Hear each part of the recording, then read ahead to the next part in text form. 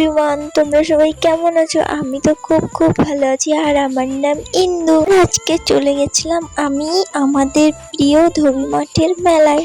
আর দেখো, তোমাদের সাথে কথা বলতে বলতে আমিও পৌঁছে গেলাম মেলায়। দেখো, এই মন্দিরটা কতই না সুন্দর। আর এই ঠাকুরটার নাম কি? তোমরা যদি জেনে থাকো তাহলে আমায় কমেন্টে জানিও।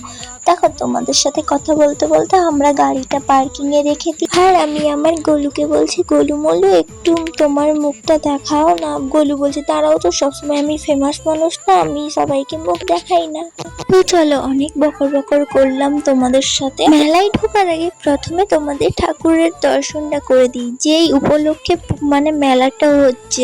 সত্যি বলতে ঠাকুরটার নাম আমি কিন্তু জানি না। ঠাকুরের নামটা আমি জিজ্ঞাসা করেছিলাম আমার বরকে আর শাশুড়ি মাকে, কিন্তু আমায় বলেছিল, আর আমার দোষ ছিল, আমি ভুলে গিয়েছি। প্রথমে মেলায় এসে আমি একটু ঘোরাঘুরি করলাম, দেখলাম কোথায় কি বসছে, বাট এতটা কিছু মেলায় কিছুই বসেনি। শুধু 3-4টা সাজার জিনিসের দোকান বসেছিল, আর একটা ট্রেন গাড়ি বসেছিল, আর মিকি মাউস বসেছিল। দেখো, আমার বর মশাইকে দেখো, গুলুমুলটা বলছে আমি মুখ দেখাই না, তাও আমি লাস্টে লুকিয়ে ভিডিওটা করেছিলাম।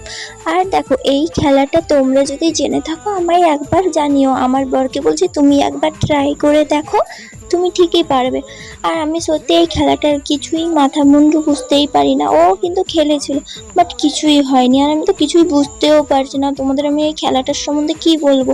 দেখো, মেলাটা ঘুরতে ঘুরতে লাস্টে মেলা ঘোরার শেষে আমরা প্রোগ্রাম দেখতে এলাম। প্রোগ্রামের মধ্যে কিছুই হয়নি, বাট কেউ একজন এসেছিল তার জন্য। আর বলতে নেই, ছোট্টর মধ্যে মেলাটা কিন্তু খুবই খুবই সুন্দর ছিল। আমার তো খুবই ভালো লেগেছে। মেলার মধ্যে আমরা খেয়েছিলাম ফুচকা।